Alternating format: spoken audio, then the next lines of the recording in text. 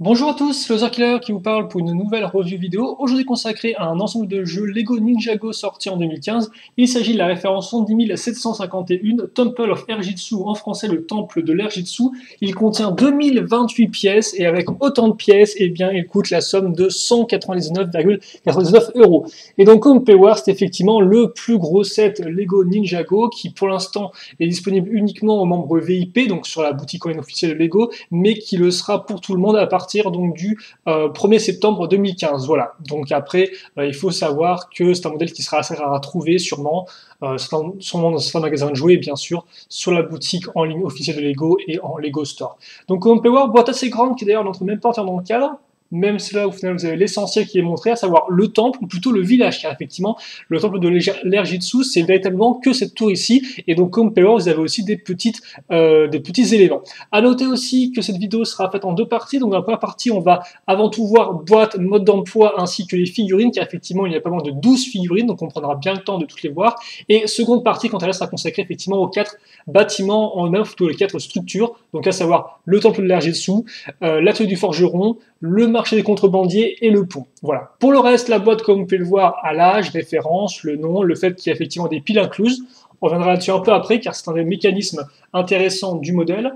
Comme vous pouvez voir, donc, toutes nos figurines en rangée, avec en 1-1, effectivement, la fameuse brique lumière, donc c'est là d'où viennent les piles. Là encore, je vous tease un peu, on ne verra que ça, on en parlera plus dans la seconde partie de la review. Et donc, comme on peut voir, l'arrière vous montre différentes images, donc aussi bien l'arrière du temps pour voir à quoi ça ressemble, différents angles, petits éléments de jouabilité, j'en passe et des meilleurs. Tout ça, bien sûr, on le verra ensemble dans la vidéo review.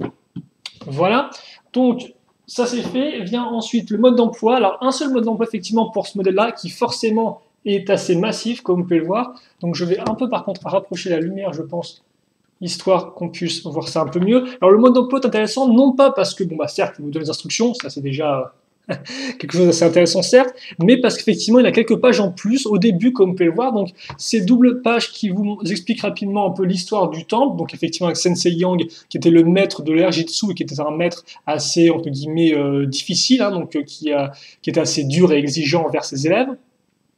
Ensuite, une petite carte de Ninjago donc, qui vous montre les différents emplacements, enfin quelques emplacements, à savoir Ninjago City, la montagne des...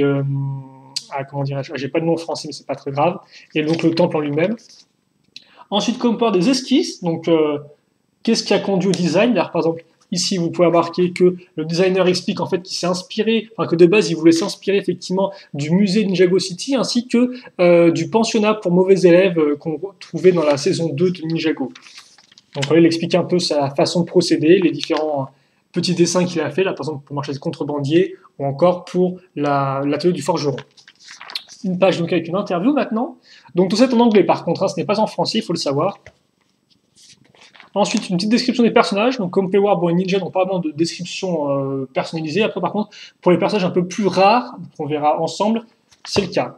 Même s'il n'y a encore pas vraiment d'informations super exclusif. Une double page maintenant sur effectivement le théâtre des ombres, donc qui est un des mécanismes avec la pile qui a, non avec la plutôt avec la brique à lumière qui a la pile. Hop là, et c'est tout. Et puis après, donc voilà, vous avez une tonne d'instructions. Je ne vais pas vous dire le nombre d'étapes, il y en a vraiment beaucoup de sous-étapes aussi.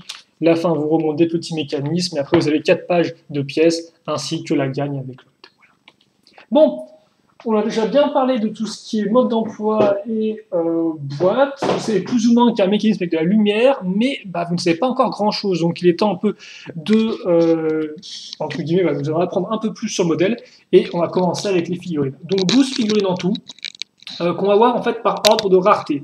Donc déjà, on va commencer avec les figurines qui sont apparues plus d'une fois dans la vague de 2015. Et donc on va commencer avec les ninjas, et on va commencer avec Kai. Donc Kai avec sa version Deepstone, d'ailleurs tous les ninjas ont leur version Deepstone quand c'est nécessaire. Laissez-moi juste, alors oui, effectivement on va faire en sorte vraiment d'avoir vraiment un bon angle, voilà, une très bonne lumière, parce que là il ne faut pas qu'on se loupe, c'est quand même assez important. Comme ceci. Donc voilà effectivement Kai qui est apparu dans 3 sets en dans la seconde vague, donc à savoir le Ronin Rex ainsi que... Oh là par contre, excusez-moi, un peu de... Donc le Ronin Rex ainsi que le... Alors par contre, je me rends compte que maintenant ma lumière foire, c'est ça. Puis quand j'ai une bonne lumière, j'ai des bandes de lumière sur un truc qui sont un peu étranges. Ouais, ça sent un peu la galère.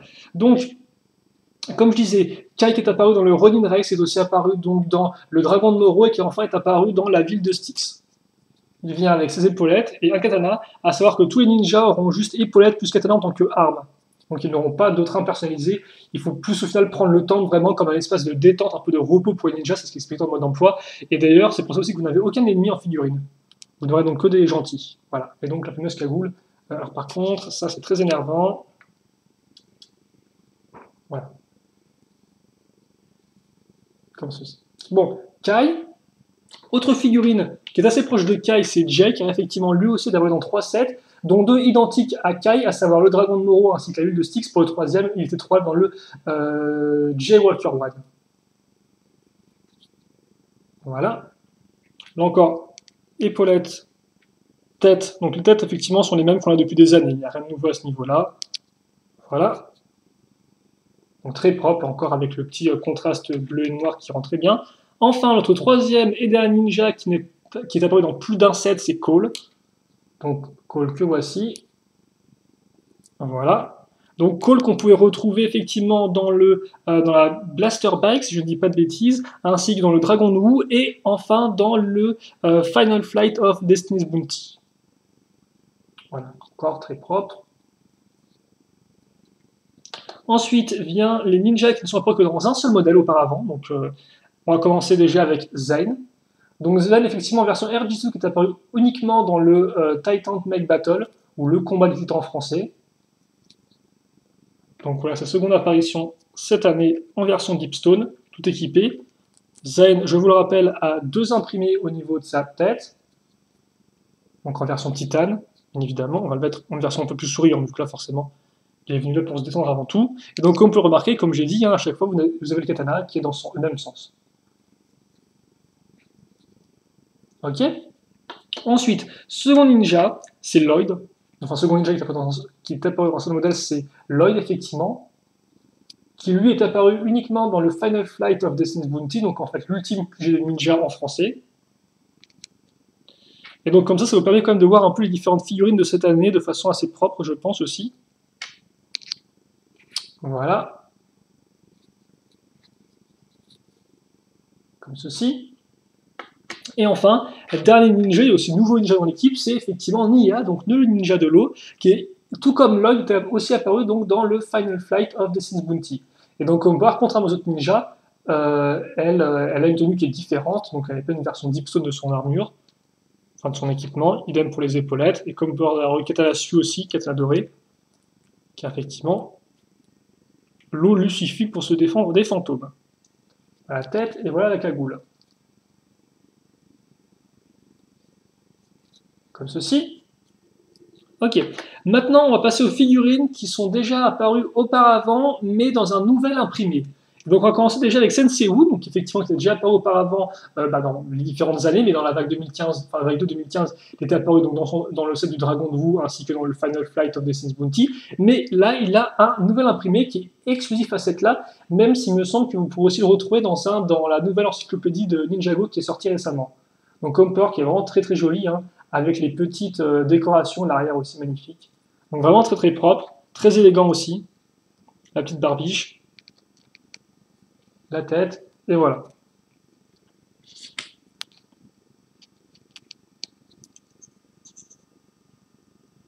Voilà.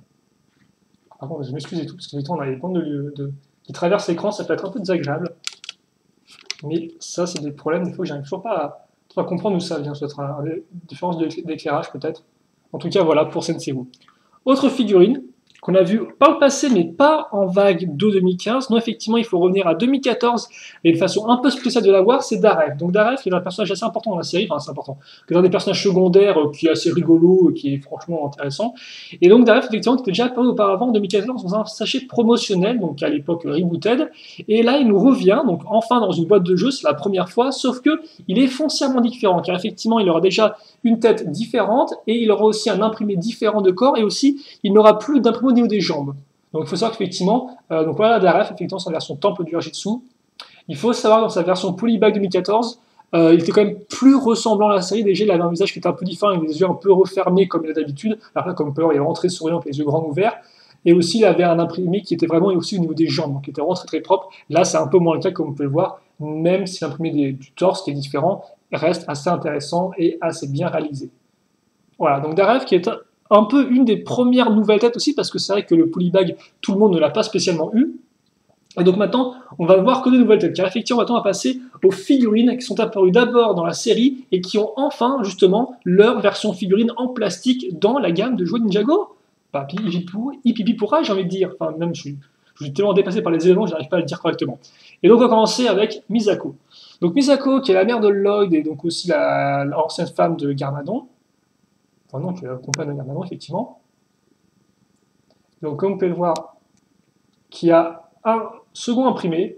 Et d'ailleurs, si je ne dis pas de bêtises, à part pour Zane, c'est la seule qui a deux imprimés distincts. Donc c'est plutôt cool, même si comme vous pouvez le voir, l'expression est un peu... on voit la différence, mais elle est quand même assez... elle est assez, entre guillemets, comment dirais-je, l'expression de son visage est assez peu différente l'une de l'autre. C'est assez subtil, voilà, c'est le mot que je recherchais. Donc Misako, qui n'a pas d'accessoires, même si vous allez voir les accessoires, on les retrouvera après quand on parlera du temple. Vous allez, on aura quelques petits accessoires en plus, il y aura de quoi s'amuser et jouer un peu. Seconde figurine, c'est le postier. Effectivement, qui est là aussi un peu depuis le début de la série, et donc il a enfin le droit à sa version mini-figurine, donc voilà un peu à quoi elle ressemble.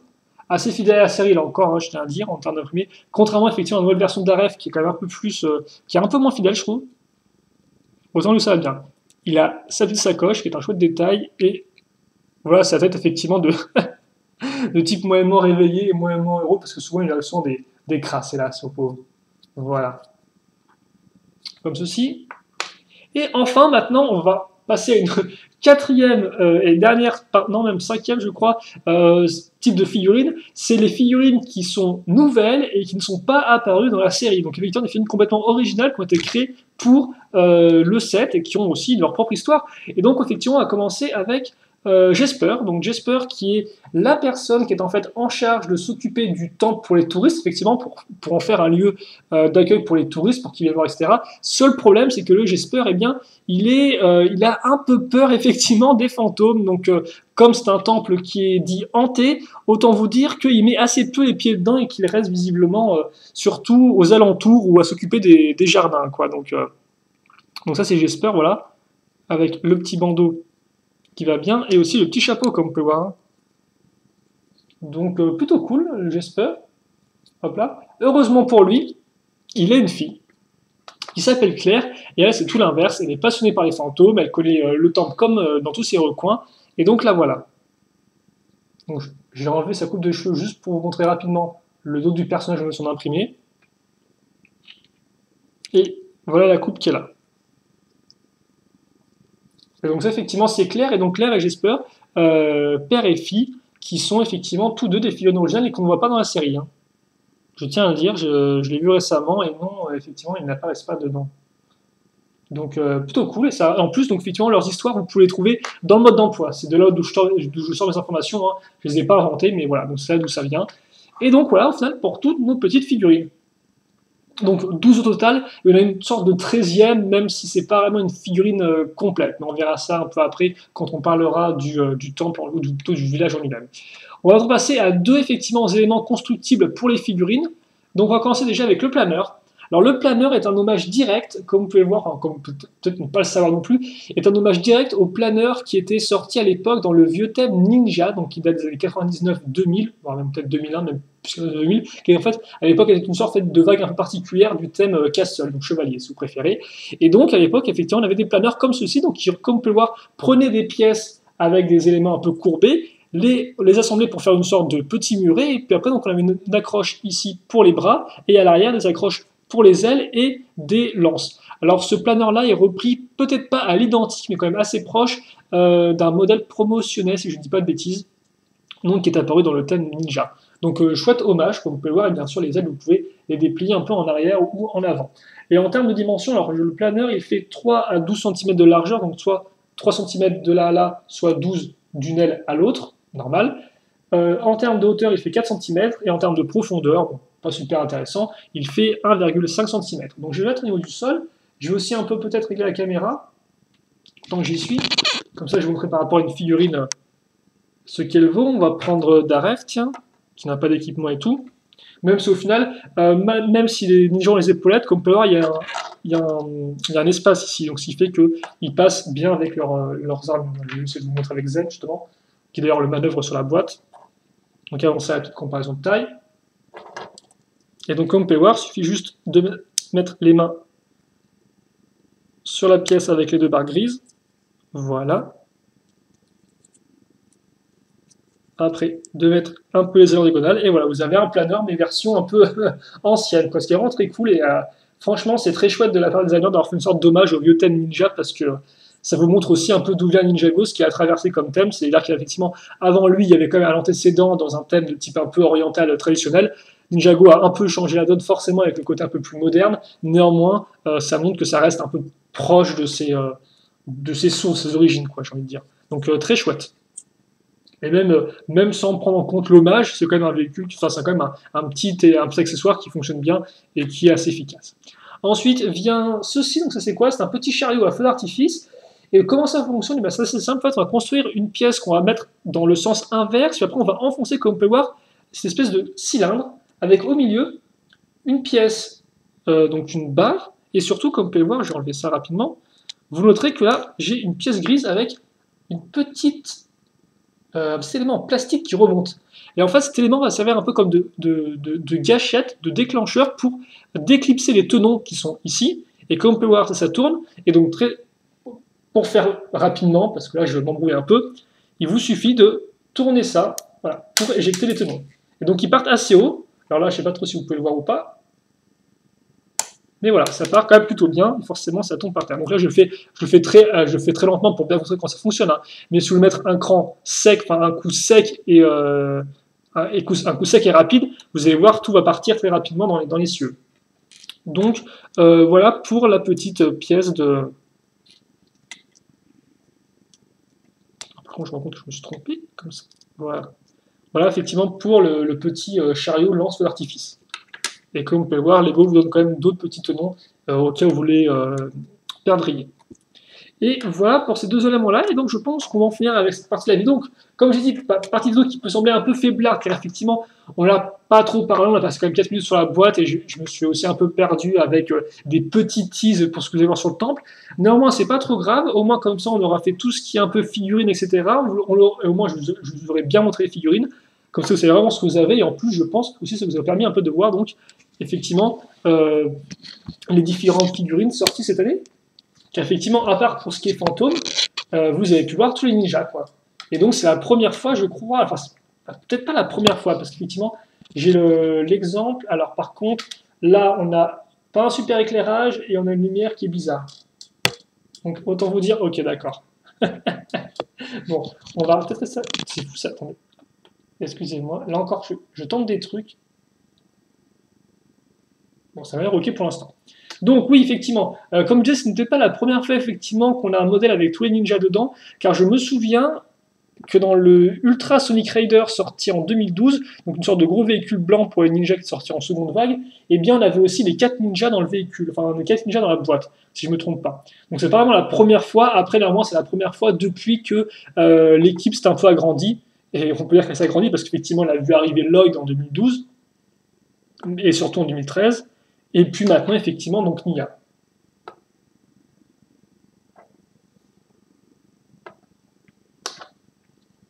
Nia qui est ici.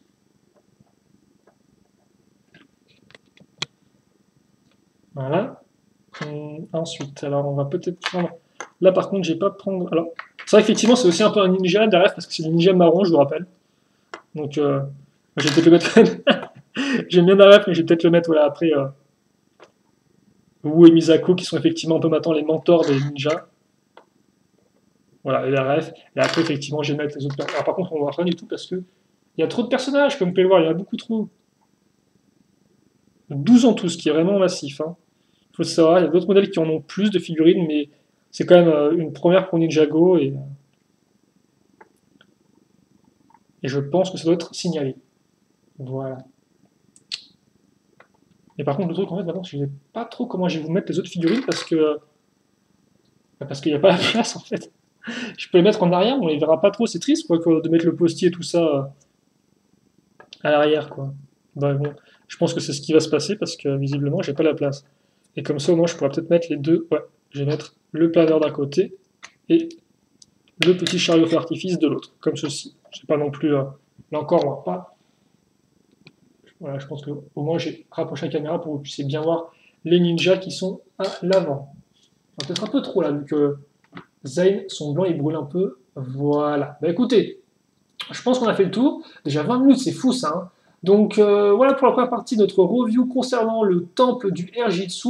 J'espère qu'il vous a plu. C'est des questions des figurines par rapport aux personnages et aux petits éléments qu'on a construits. Et bien n'hésitez pas à les poser. J'apprendrai avec grand plaisir. Et puis bah, sinon pour le reste, je vous donne rendez-vous très prochainement, même tout de suite, pour la seconde partie effectivement du temple, dans lequel on passe entre guillemets aux choses sérieuses et on aborde les 4 donc structures qui forment le temple. Allez, j'en dis pas plus. On se retrouve très prochainement et à toutes. Allez, salut.